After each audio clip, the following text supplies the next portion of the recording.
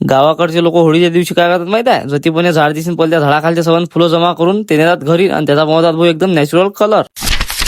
आता होळीच्या दिवशी संबंध कलर आणायला जातात भाऊ मार्केटमध्ये, पण आपण कुठे आलो इकडे जंगलात नाही कलर पाहासाठी. आपल्याला ते झाडं पाहण्यात 4-5 कलरचे त्याच्यापासून घेण्यात फुलं तोडून चांगली थैली करून त्याचा बनवणं पडते कलर, कारण तो एकदम नॅचरल कलर राहते. त्याच्यापासून आपल्या शरीराला काही साईड इफेक्ट होत नाही. हे जे तुम्हाला दिसून राहिलं ना समोर, हे जे गुलाबी गुलाबी कलरचे जे फुलं दिसून राहिलं ना, हे आहेत ते फुलं. आता हे फुलं तोडण्यासाठी आता झाड तर वर आहे पण खालून आपला काही हात नाही पुरे, म्हणून आपण डायरेक्ट गाडीवर चढून गेलो. गाडीवर उभं राहून फुलं तोडून राहिलो, तरी पण काही थैली भरायच नावच नाही घेऊन राहिली. काही भरते काय माहित बा, पाला पाला पुरवायला निरा फुलं तोडू. आता फुलांना जर थैली भरतो म्हटलं तर ती झाकट पडणार बा, म्हणून कामापुरते फुलं घेतले धकलो आपण घर जायसाठी. घरी जायला निघाल तेव्हा रस्त्यात हे पाकोई दिसली आपल्याला. आता तुमच्याकडे आले काय म्हणतात कमेंट मध्ये नक्की सांगा बरं. एवढी मोठी पाकोई तर आपण अजून बी पाहिली नव्हती बा. लहान लहान पाकोया पाहिल्या त्या, पण निरा बकासूरच आहे. एवढं मोठं तर आजच पाहिलं. भेव लागत जा टकटक पाय आपल्या इकडे उलट लटकलायचे का, पाय दुखतात का नाही काय माहित बिचारायचे, किती वेळा कोर्स उलट लटकेला हे.